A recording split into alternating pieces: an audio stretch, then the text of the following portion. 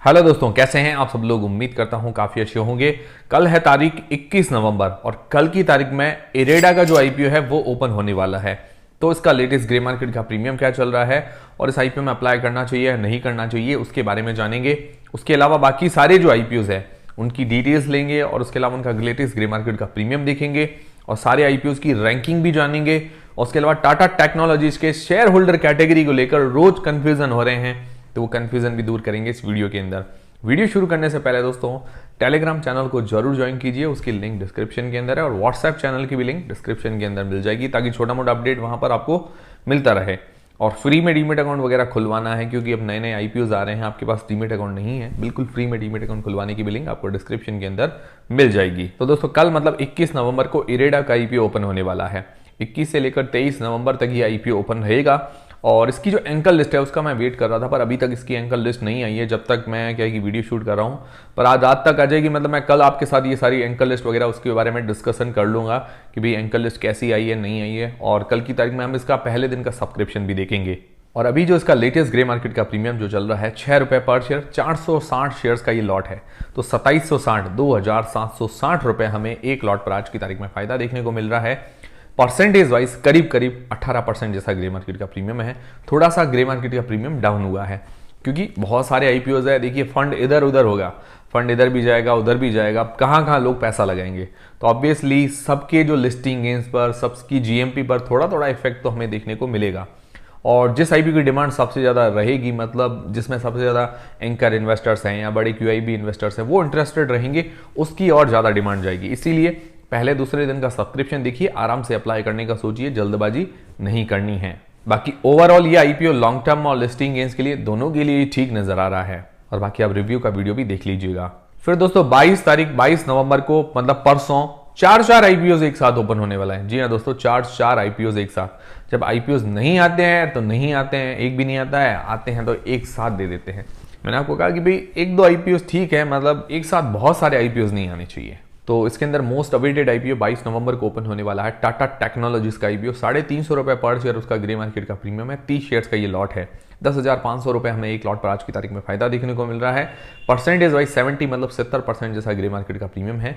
तो डिमांड अभी इसकी अच्छी चल रही है और इसकी भी एंकर लिस्ट कल की तारीख में आ जाएगी। और शेयर होल्डर कैटेगरी को लेकर लोगों के मन में कंफ्यूजन है, तो फिर मैं आपके क्लियर कर देता हूं। अब इसके अंदर शेयर होल्डर कैटेगरी के लिए पहले तो एलिजिबल कौन होंगे?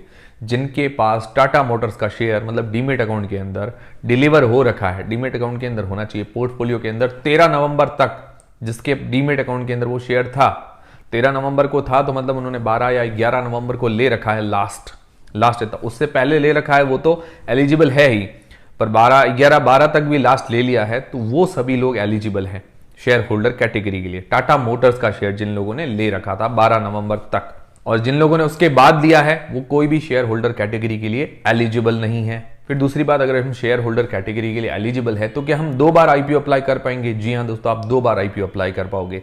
इसके अंदर क्या होगा कि अगर आप शेयर होल्डर कैटेगरी के अंदर अप्लाई करते हो, अगर 2 लाख से कम की एप्लीकेशन लगाते हो, मतलब 2 लाख से कम की एप्लीकेशन मतलब 13 लॉट तक आप अगर लगाते हो, तो 13 लॉट तक वहां लगा दिए, भले 1 लॉट लगाओ 2 लॉट लगाओ, 13 लॉट तक आपने लगा दिए वहां पर।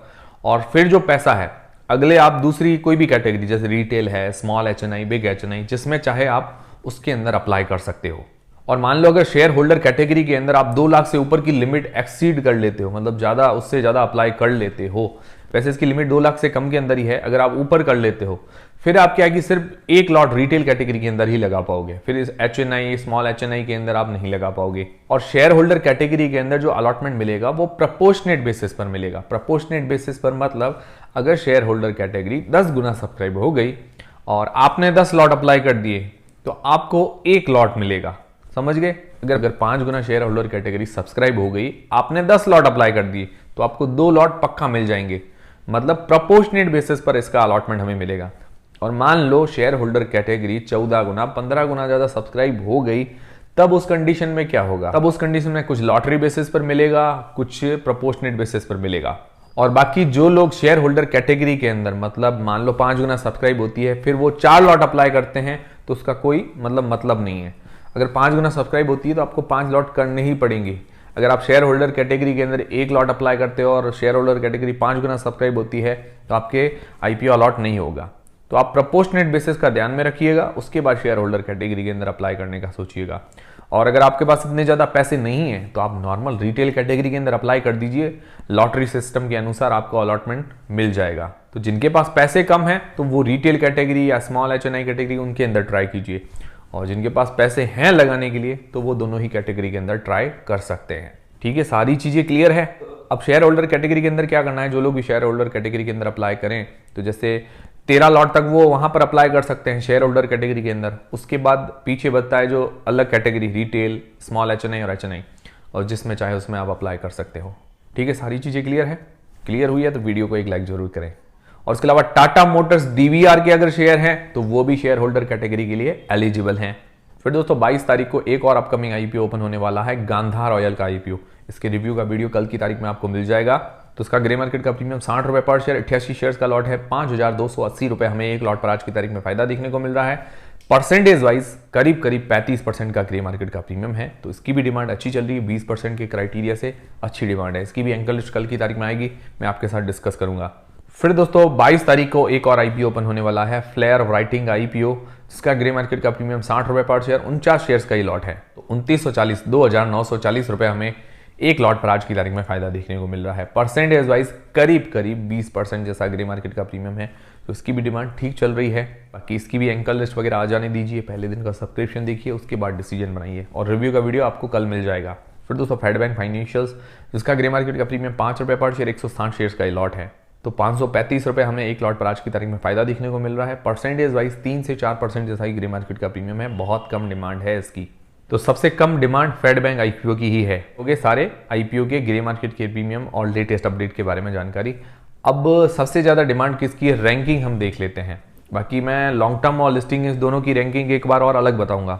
अभी GMP के अनुसार जिसकी रैंकिंग सबसे ज्यादा चल रही है, टाटा टेक्नोलॉजीज पहले नंबर पर चल रहा है, सेकंड नंबर पर गांधार ऑयल का IPO चल रहा है, थर्ड नंबर पर 2 IPO चल रहे हैं, इरेडा का IPO और फ्लेयर राइटिंग का IPO। ये दोनों IPO तीसरे नंबर पर हैं। और 5वें नंबर पर जो चल रहा है वो है फेड बैंक फाइनेंशियल्स का IPO। तो ये है पांचों की रैंकिंग। अब आप डिसाइड कर लीजिए किस में आपको अप्लाई करना है, किसको छोड़ना है। अब देखिए टाटा टेक्नोलॉजीज का IPO डिमांड सबसे ज़्यादा है, तो अलॉटमेंट मिलने की जो चांसेस है वो भी बहुत कम होंगे। हालांकि इश्यू साइज बड़ा है तो लगभग काफ़ी लोगों को अलॉटमेंट तो मिलेगा, ऐसा नहीं है कि नहीं मिलेगा, क्योंकि 3000 करोड़ रुपए से ऊपर का इश्यू साइज है तो काफ़ी लोगों को इसका अलॉटमेंट मिलेगा, ऐसा कुछ नहीं है। बट क्या है कि चांसेस कम रहेंगे, और बजाय दूसरे जो IPOs हैं उनमें थोड़े से चांसेस ज़्यादा रहेंगे।